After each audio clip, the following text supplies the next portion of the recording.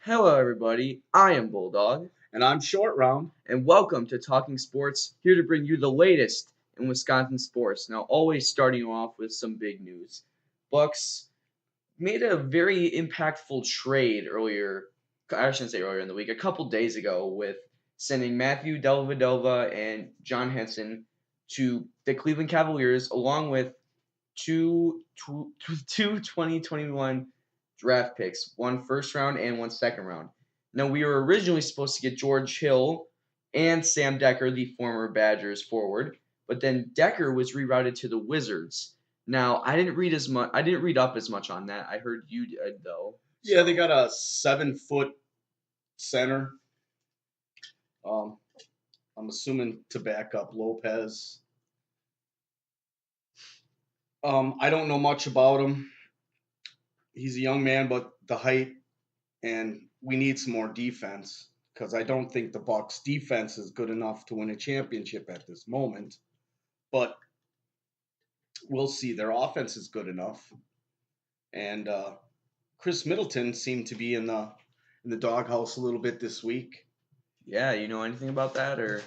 Yeah, a little. It seemed that him and the coach weren't seeing eye to eye on the defensive end, and he sat out the fourth quarter of the Knicks game. Which eventually the Bucks lost in overtime by two, which Yes, could have used him. really puts that in perspective. Correct.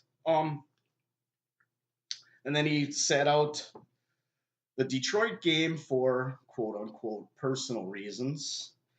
But then Friday he came back to shut down Kevin Durant, held him to 11 points, even though his offense Also struggled. struggled, scored 10. Yeah, Bucks lost by 10 to the Warriors. I believe it was Friday night. Friday night, Yes. 105 to 95. And then the next morning, all of a sudden, everyone's saying the Bucks got crushed. But then you look at the Bucks win against the Warriors, and what does that say about it? Right, they won by 40 in their house. They came to play. The Warriors came to play and made a statement. Um, like I said, the Bucks need to step it up a little bit. Hopefully, this trade they get a little more spark off the bench with Hill, and we'll see what Smith brings. Yeah, I am gonna miss Delvedova though, because to me he seemed like he was a good presence in the locker room. Like he just always seemed like like from what I've seen in the media and stuff, like, it always seemed like he was well liked by the team. Yeah, he's a good locker room guy, and I think it's just his 3 point shooting. This coach, you know, he wants everybody to shoot threes, and Delhi, he could make them when he's wide open, but I don't think that was his game. Even though it was his game when he played for Cleveland and they won the championship, he was, you know, left wide open quite a bit at the three because of Smith and James and the rest of the squad. Yeah. So, what's your opinion on Mike Budenholzer? How do you think how well do you think he's running the team right now? Right now, he's doing magic. You look at what the Bucks did last year, basically with the same team. Basically, for the most part, yeah. With yeah, a few And differences. they weren't the shooting team that they seem to be now. I think they ran just a different style. They ran the style that the coaches wanted, not what the players could do. And I think this coach is taking what the players can do and making his offense around that. Even though he wants them to shoot 53s in a game, every game. And that's not always a good thing because shooting too many threes, you're not always guaranteed to make them. Right. Sorry. And So you need someone to rebound too. yeah, And I don't think they have a good enough rebounding presence besides Giannis. well, I mean Brooke Lopez a bit, but He's not really known for his rebounding no. prowess. He's more of an offensive guy, which we can take. Yeah, so maybe that's what we're bringing in Smith for to kind of also bring in that rebounding presence. That's what I'm thinking. Um, he's been bounced around plenty. I think it's like his sixth team. Smith or Lope? Smith. Smith, yeah. I think this is his sixth team, but we'll see what we got. Yeah. And they really have to. The Bucks died for the last few years on guarding the 3-point play. Yeah, they've really been struggling to guard the 3-point shooting in the past few And years. to live and die by the 3-pointer and win a championship, I don't see that happening. But we'll see. Yeah. Now, also giving away the first two round picks of the 2021 draft. How do you feel about that? Well, there's the stipulation. I think there's like a clause in there that if it's 1 through 7, the Bucks keep the pick, okay. and then it keeps going. They also owe the Phoenix Suns a first round pick. Really? Bledsoe. Ah. And that's also contingent on a 1 through 7. So, if the Bucks stink and they're in the lottery, they'll keep that pick. And then it just folds over to the next year. So this could go to 2022, 2023, I believe. I may be wrong, but that's from what I've gathered, that's how it works. The second round picks are guaranteed, they get those picks. Yeah. And the Bucks for the last 4 or 5 years, they have had an abundance of second round picks, and they seem to their second round picks are golden. But we'll see. All right. And one of the final pieces of that trade was George Hill. I heard that's just all I was hearing was that he was a point guard, shooting guard. Kind of put him where you want him, and he will. Defensive guy too. Yeah. Another defensive guy can shoot the 3. Hopefully that's he gels well, and the Bucks defense can pick it up a little bit. Yeah. That's all to be determined, to be seen from the Bucks because I'm excited. Yeah, I'm very excited about the Bucks. I was personally looking forward to seeing Sam Decker in a Bucks uniform. Weren't we all? Yeah. And then because that's what we were all hearing on Friday, or it was Friday, right? Friday afternoon, yes. And we leave the car because we went to go do something. We get back in the car, and all of a sudden he's traded. Yeah. They traded him. Well, it's also to open up cap room.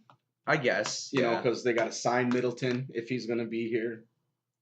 And they got to sign Bledsoe and Brogdon. Brogdon's rookie contract is up. Yeah. And I don't know. I like our guards. I like what they have to offer. Brogdon,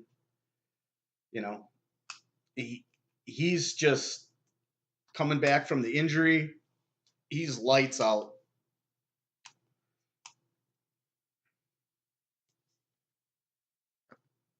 Not wrong there. This is getting better by the minute. Yep.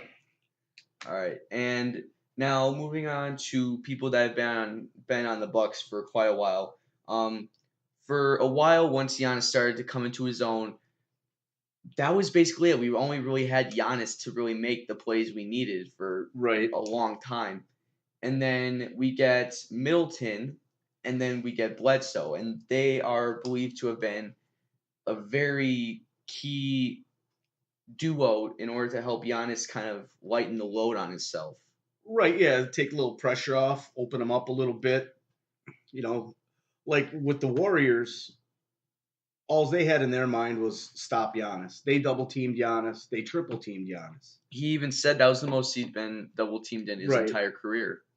Right, and we, picked a bad day to have our worst offensive output of the season. But, it happens. They've been playing so well. So well. Yeah. I mean, it was the first. We're like, what, 25 games into the season? Yes. And it was the first time The entire season they've been held to under 100 Under points. 100. Yes. So that speaks volumes, in my opinion, to what the Bucks are really capable of in terms of. And hopefully it left a bad taste in their mouth. They got to play Toronto this evening. Yes, and that's first place in the Eastern Conference. Yes, and they did take it to Toronto the last time they played, so hopefully they use that Warriors game as kind of a learning, little stepping stone. Yeah, kind of, realize More what they need fuel to do for the fire. Yeah, to get to the championship. And also that double teaming Giannis. I mean, that's not just the Warriors that's going to be doing that. Every team in the league is going to be using that as a practice tool, right? Because every other team saw what the Warriors did to Giannis when they double teamed him, and he really struggled. So other teams are going to try to use that and even build on that. And all that's going to do is open up Chris Middleton, Bledsoe, once he's actually in the game. Yeah, so Brooks Lopez, hopefully. Yeah, and so once they start opening up, then they kind of ease up on Giannis, and then we can actually get back to producing offensively. Yep, if they start hitting their shots, they're going to have to, guard. Yeah, and that'll just let allow the Greek Giannis freak to do his thing in the paint. And like I heard the other day that he's the best player in basketball that doesn't have a medium range jump shot. He does all his stuff in the paint. Yep, he doesn't. Well, that's what they say. He doesn't have a medium range jump shot. Probably just doesn't take that many medium range jump shots because he's so long. He can just dunk it from just about anywhere. Yeah. I mean, but he also does have that ability to just force his way into the paint and make a layup, dunk, whatever he wants to do. Yes. He's got that ability. So. And I'm thinking the Bucks are going to take it to Toronto tonight. We all hope so, but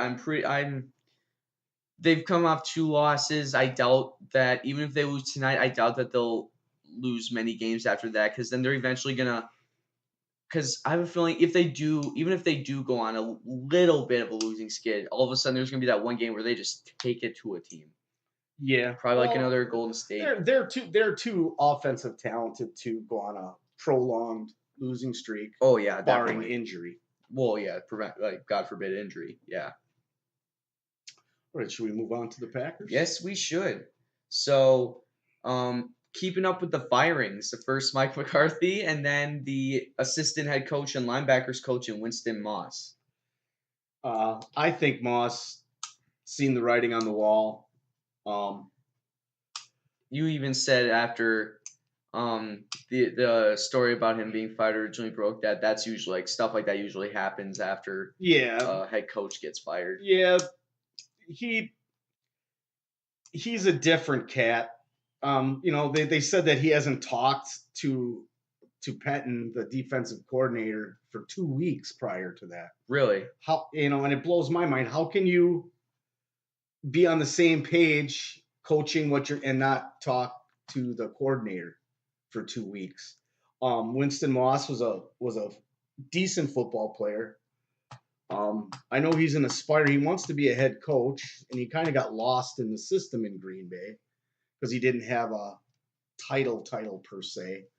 But he's a different cat, and he's brutally honest in his sayings. Like last year when the linebacker escapes my mind right now, that's on the DL, Nick Perry. Nick Perry was hurting, and he was coming into training camp, and they were asking Moss about Nick Perry, and well, he said flat out, Nick Perry has done nothing to show me anything. He flat out put it out like it is. He's not performing. He's not even on the field. I like a guy like that, but like I said, he's a different cat. He walks to a different drum.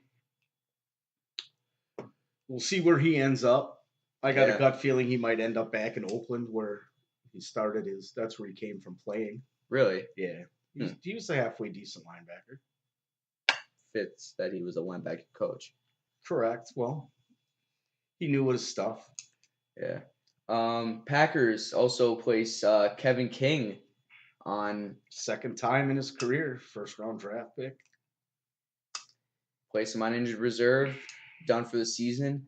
joins a ton of key defensive players along with Geronimo Allison on offense. You got Mike Daniels, Muhammad Wilkerson, who we were all looking forward to seeing until he got hurt. That was he had to be carted off the field. That was just painful. Yeah, they said that was close to being a career ending. Career ending. Daniels too. Really? Yeah, but if we can get them back next season fully healthy, I mean, Packers they weren't even that bad on defense. No, they were in the top 15. Yeah. If the Packers' offense is anywhere where it should be, all they really need is a top 10. I think the Packers were at the time of Mike Daniels' injury and Nick Perry going on the IR. I think they were 11th on defense. That's honest, like almost top 10. Right, with that sieve we have for a backfield, it's almost getting to the point where it's the turnstile, Estes Hood, the old Estes Hood days back in the bad old 80s, 70s, and 80s. Oh God. Where Estes Hood, my famous term back then, Estes Hood couldn't cover me, and I was only 11 and 12. Yeah, their backfield is bubble gum, boogers, and duct tape at the moment. So temporary, like adhesive. They're not going anywhere with this defensive backfield at the moment. They're raw. They're grabbing guys off the street. Well, look at last week, 35 or was it 36? Interception in his hands, drops it, and the Packers would have had the ball on the Cardinals 30, and that would have been game. Oh, is that Jones? I think I don't know the guy. They just picked him up off the street that week. I think he was bagging groceries or raking leaves or something.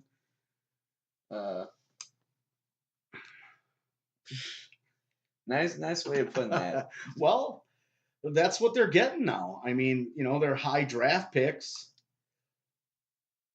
just weren't doing it. Ted Thompson really, really, really hurt the Packers with his bundled drafts.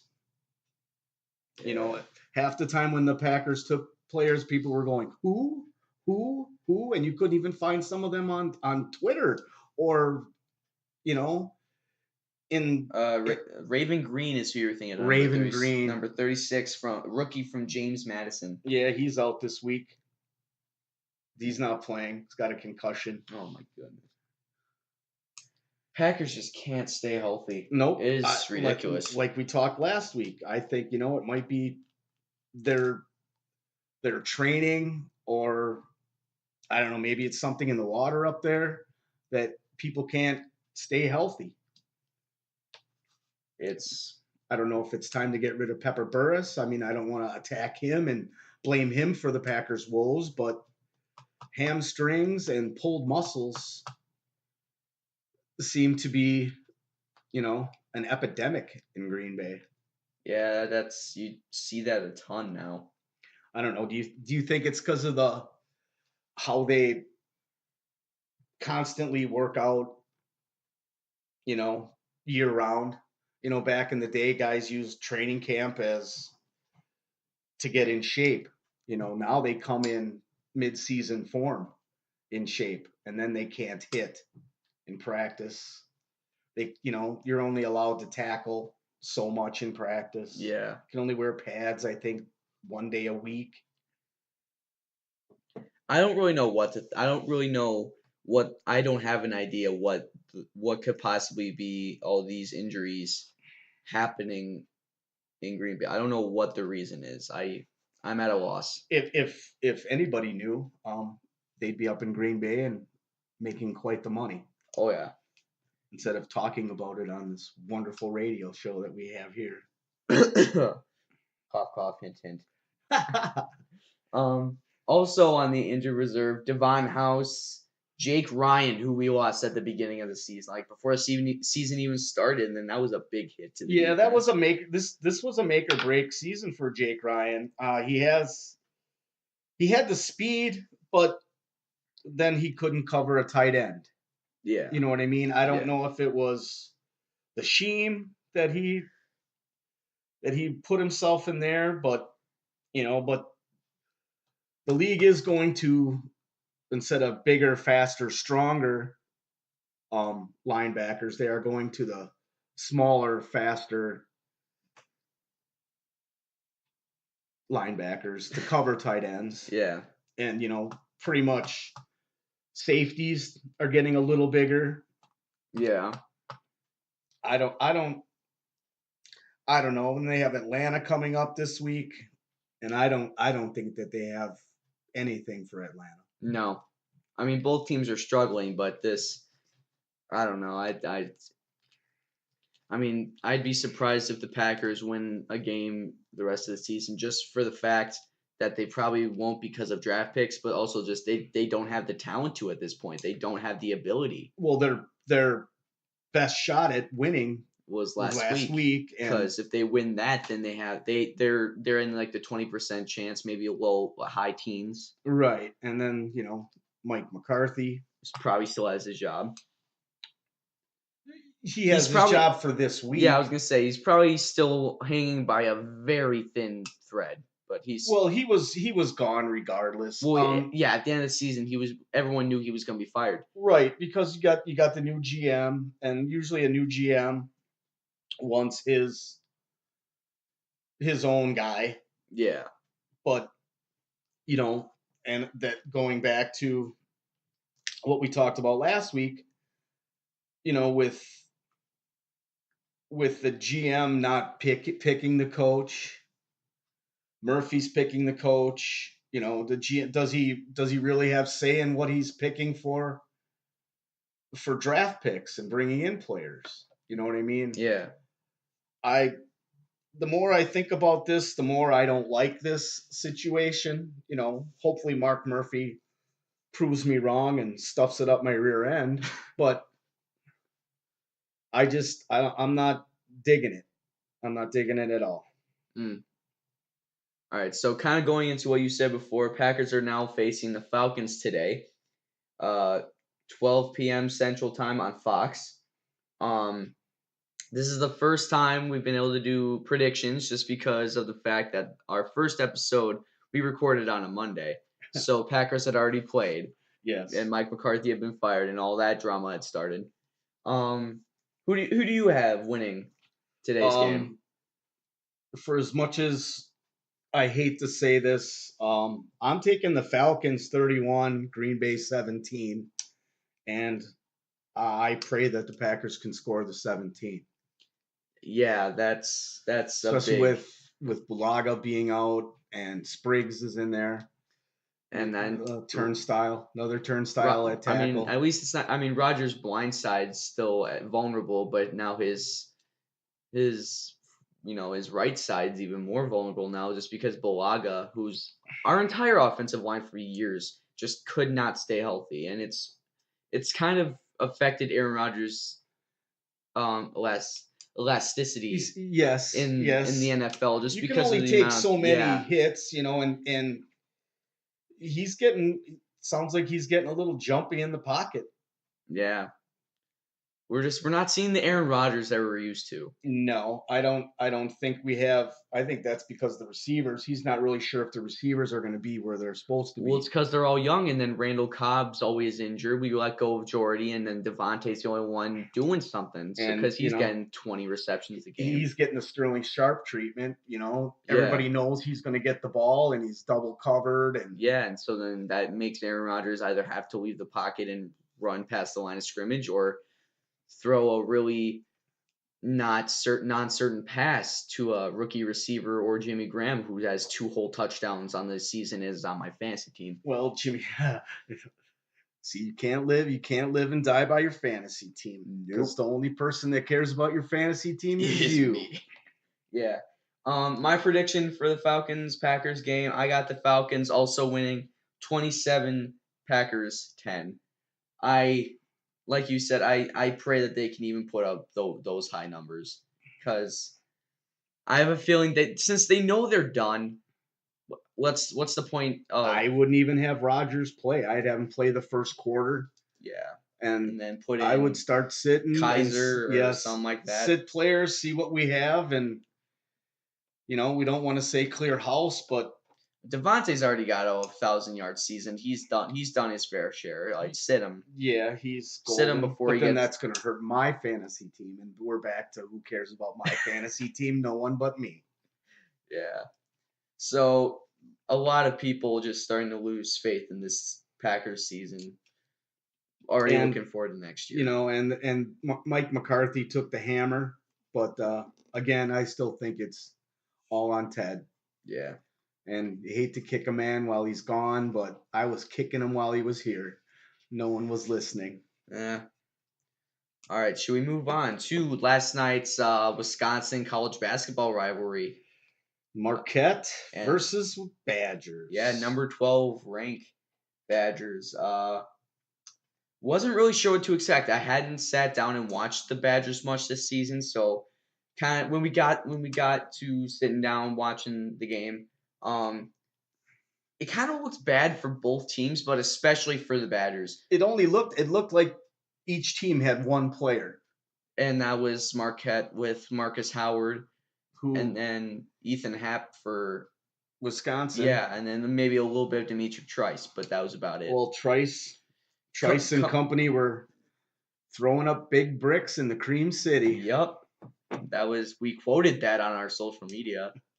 We'll see how that goes. Yeah. But yeah, Wisconsin had 6 turnovers in the first 10 minutes, 7 total in the first half. I mean, that killed them in the end. In all honesty, that cost them the game. Oh yeah, definitely. They don't give up those turnovers and put up points. We don't even have to go in overtime. Right, and they were lucky that Marquette only scored 3 points off those 6 turnovers. Yeah. But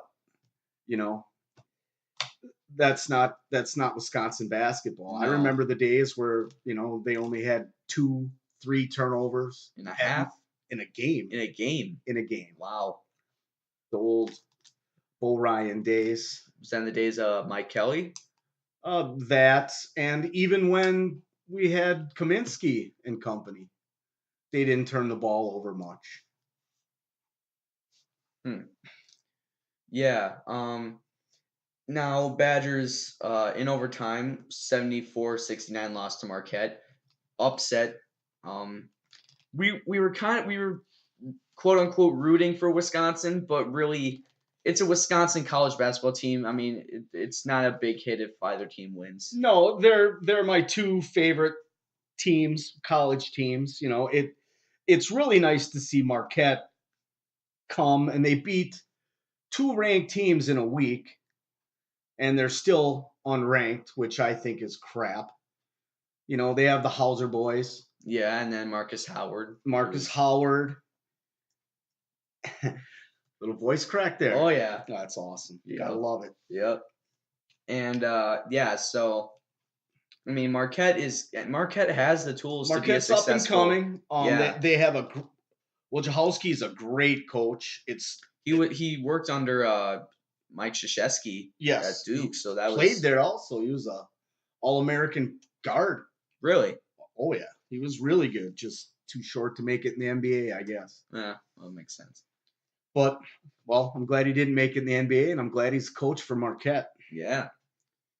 And also, it seemed like in the last minute that Wisconsin had so many opportunities to at least attempt to make a comeback. Like Dimitri Trice playing defense and then having it in his hands and then letting it go through him and out of bounds, allowing Marquette to still have the ball. That was the nail in the coffin right there. Yeah, I mean, he had a perfect opportunity to just at least get a rebound. I mean, not maybe score right away, but at least have time to get something together so they could, because they were only down like 3 points at that time, maybe 4. 3. And then they had the foul, and then that was game over. Yeah. And then that also that Davidson low blow. You were kind of disgusted by that. Yeah, I thought he was a better player than that. It took me it took me by surprise. I didn't see it right away. They had to show the replay like three Three times before I times, actually even saw what happened. but that was a underhanded nut punch if I ever saw one. That was actually what happened. Like it was very clear. He brought it back, And then hopefully he was wearing a cup. Otherwise, he's one of the toughest men I've ever seen. yes, because it probably would have. That would have killed me. It was only a flagrant one, but if he goes down on the ground and That's a flagrant 2. Yeah, it's a flagrant 2, and then he Davidson's misses out of a the game. And I was a little confused because I swear after that, I mean Davidson was on the bench and it listed the fouls and it said he was out. I did not see that, but then all of a sudden he's back in the game, and so I was very like, was that a miscommunication with the officials to the Wisconsin team, or what happened? It might have been a glitch for they might have thought he had 4 fouls, but he only had 3. That is true. I mean, technology isn't always perfect. And the refs killed them. You were a little up in arms over that. Yeah, because this has not been a good year for referees and correct calls. I mean, I get they're not going to get it correct every time. But consistency, because they called, who was it? Was it Davison or was it 35, the 6'10" kid for Wisconsin? Yeah, playing on Howard, and he had his arms raised, and they touched hips, and then it was a foul for Wisconsin. And then later on, there was a double team hit. There, someone on the Wisconsin was getting double teamed by Marquette, and there was a ton of contact, and there was no call, which I was very angry about. It was similar. It was a similar type play with more contact from Marquette on that particular play, and no foul was called. Consistency, but yeah, you're gonna have that. We're a little bit of homers on that deal because we are more Wisconsin leaning. Yeah. But like I said, I've been a Marquette fan since Al McGuire in '77. Really? The first season that I watched college basketball was into it. Marquette won the national title, and I've been hooked ever since. Mm. Glenn Rivers making the shot against Notre Dame when Notre Dame was number 1. That was long ago and much better dreams. Yeah.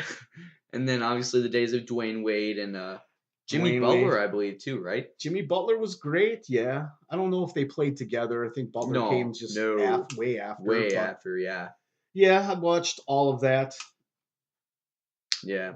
The big 7-footer does play-by-play for Marquette with Jim McIlvain. He was good. He played for Washington for a while. He was a good basketball player.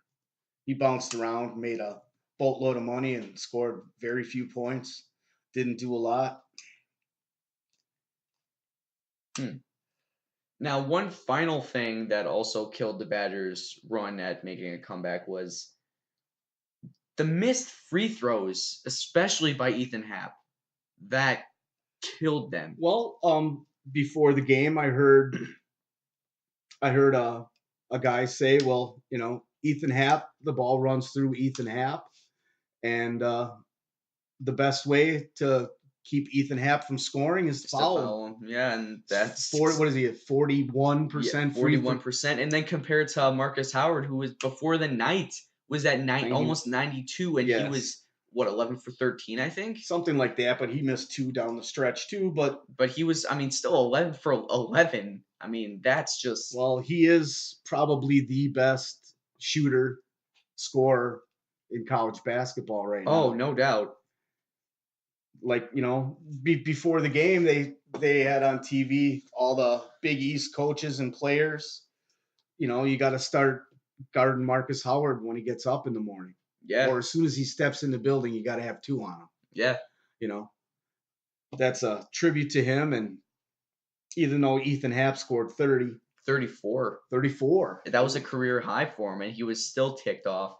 Well, they lost. Well, yeah. You can score as many points as you want. But if you don't win, what does it matter? Yeah, it doesn't really account to anything except for maybe going total. 4 for 4 with 4 RBIs and you lose. Yeah, that's still mad. Yeah, still mad. Yep. Well, I believe that does it for us here at Talkin' Sports. If you have any comments, questions, or just even if you want to rip me, yeah, or me, but yeah, anything. text, Twitter. Yep. Text us or send us an email at talkinsports4429@gmail.com. TALKIN SPORTS 4429@gmail.com, or message us on Facebook, Twitter, Snapchat. Now you can go at us there. Use the snap code on our Instagram page if you want to get more easier access to it. And yeah, make sure to follow, like, subscribe also to our YouTube right here.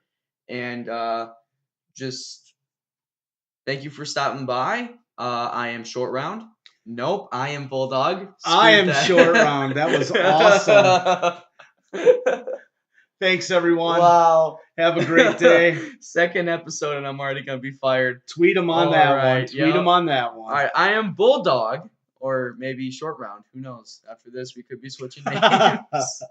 It's in the genes. Yeah.